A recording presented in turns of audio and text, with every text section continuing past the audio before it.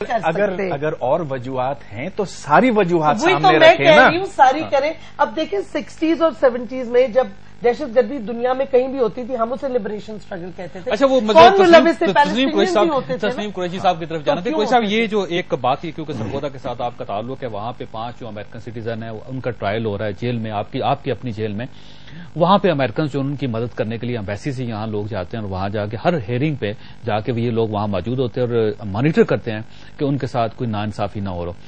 جبکہ آپ کی منسٹری جو آپ کے وزیر داخلہ جو آپ کے سینئر منسٹر ہیں وہ جب اس قسم کا واقعہ فیصل شہزاد کے ساتھ امریکہ میں ہوتا ہے تو یہاں پہ بیٹھ کے بجائے کہ وہ فیصل شہزاد کے حق میں کوئی کلمہ کہیں کہ ہمارا شہری ہے, پاکستان کا نام آیا, ہم اس کی مدد کریں گے, وہ امریکن اسسٹنس کی بات کر رہے ہیں کہ ہم امریکن سسٹم کی مدد کریں گے. آپ کس کے وزیر ہیں, امریکہ کے یا پاکستانیوں کے؟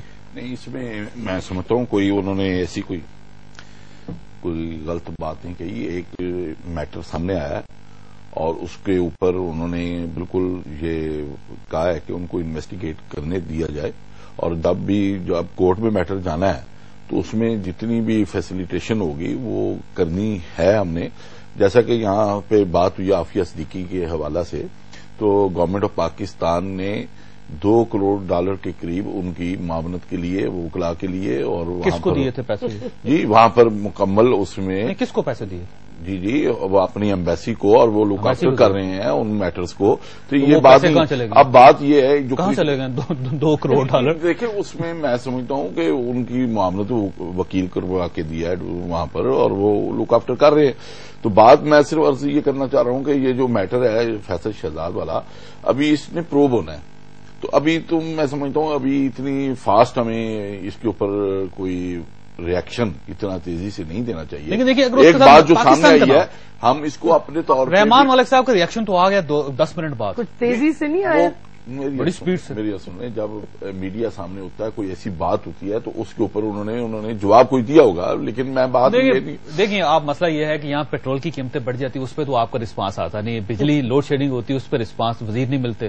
اب راجہ پرویز اشرف صاحب کو 2 مہینوں 3 مہینوں سے ہم سب لوگ تلاش کر رہے ہیں, وہ ملتے نہیں ہیں. مہنگائی بڑھ جاتی ہے, اس پہ رسپانس نہیں آپ دیتے. پاکستان میں پانی کا ایشو آیا تو اس پہ رسپانس نہیں آتا. یہ جو امریکہ میں ایک بندہ پکڑ لی اس پہ آپ نے 5 منٹ میں رسپانس دے دیا, بڑے رسپانسبل ہیں آپ. نہیں دیکھیں رات کے وقت میرے سنیں, ایک بات جو کہی جاتی ہے کہ ہر الزام پاکستان کے اوپر لگایا جاتا ہے, اس بات سے میں متفق ہوں. اور آپ کو یہ بات ریئلائز کرنی چاہیے کہ ہماری ہی گورنمنٹ نے ان کو یہ باور کروایا. اگر آپ کو تھوڑا سا پیچھے ماضی میں 1 سال پیچھے جائیں تو پریزیڈنٹ آف پاکستان نے ان کو یہ باور کروایا کہ جو دہشت گردی کی لنانت پاکستان کے حوالے کی گئی ہے تو اس میں آپ لوگوں کا کردار ہے, جس کو انہوں نے ایڈمٹ کیا. امریکنز کا قصور ہے نا؟ جی بالکل, انہوں نے ایڈمٹ کیا ہے کہ جو CIA نے یہاں پہ کیا, جو جہاد افغانستان میں جہاد کے حوالہ سے جو کچھ ہوا, تو آج تک وہ پوری قوم ہم وہ جو انہوں نے بیج بویا تھا ہم کاٹ رہے ہیں.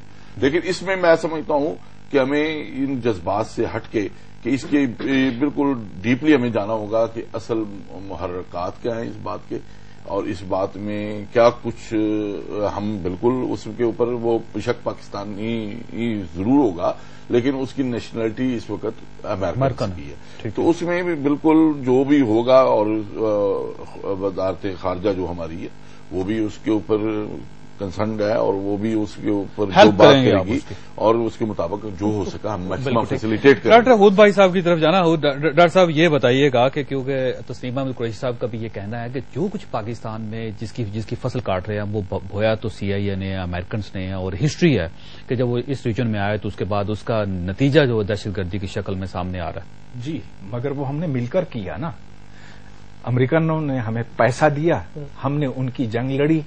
میں 79 کی بات کر رہا ہوں.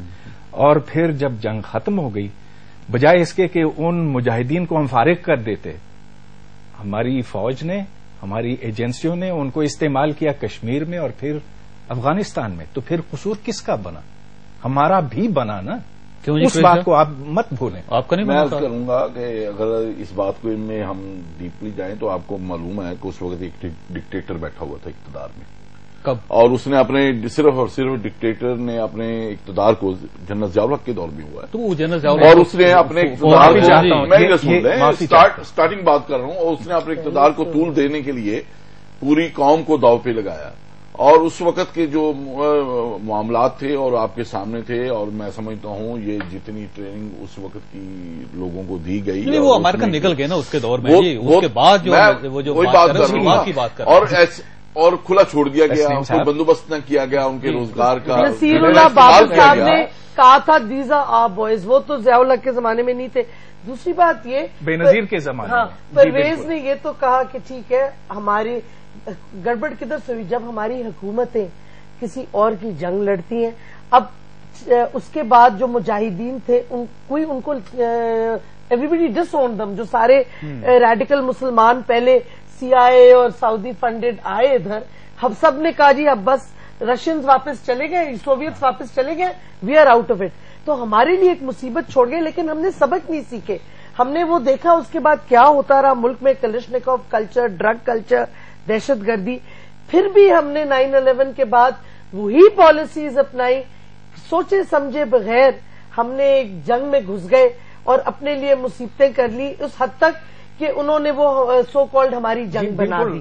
مطلب بالکل ٹھیک کہہ رہے ہیں آپ، ہاں لیکن کیوں پالیسیز دوسروں کی اپناتے ہیں؟ اس وقت ہم یہ سوچ رہے تھے کہ ہم اپنی جنگ لڑ رہے ہیں نا، اور وہ جنگ اس وقت بھی پیسے اس وقت سے میرا مطلب کیا، پیسے کی لالچ میں ہم نے سوچا اگر ہماری فوج 9/11 کے بعد XYZ کرے گی، جی ہمیں پتہ نہیں بلینز آئیں گے کولیشن سپورٹ فنڈ، جو کہ اب تک قرضہ نہیں امریکہ دے رہی پورا، مطلب لالچ پیسے کی ہماری حکومتیں کرتی ہیں۔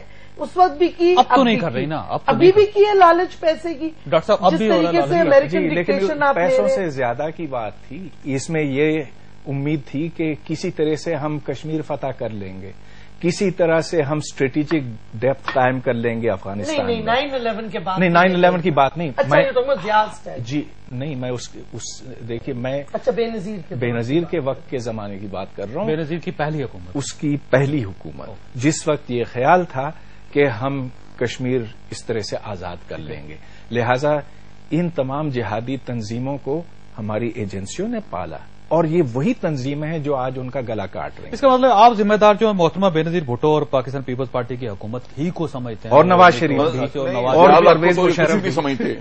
اندازہ لگائیں ان کی بات کا، اچھے تجزیہ یہ کر رہے ہیں کہ ضیاء الحق کے دور کو بھول گئے ہیں، اور نیکسٹ جو جمہوری دور ہے جس میں ان چیزوں کو ناپسند کیا گیا، اور اس کو آپ پریفرنس دے رہے ہیں کہ جناب ان کی وجہ سے۔ میں بریک لے لوں، بریک کے بعد ڈیفینیٹلی یہ بات جو ہے نا ڈاکٹر صاحب کی بھی ویلڈ ہے، اتنی بھی بری بات نہیں ہے۔ انہوں نے کہا کہ ظاہر مجرم تو بے شمار حکومتیں ہیں، جنرل ضیاء الحق کو یا اس کے بعد کی حکومتیں ہوں۔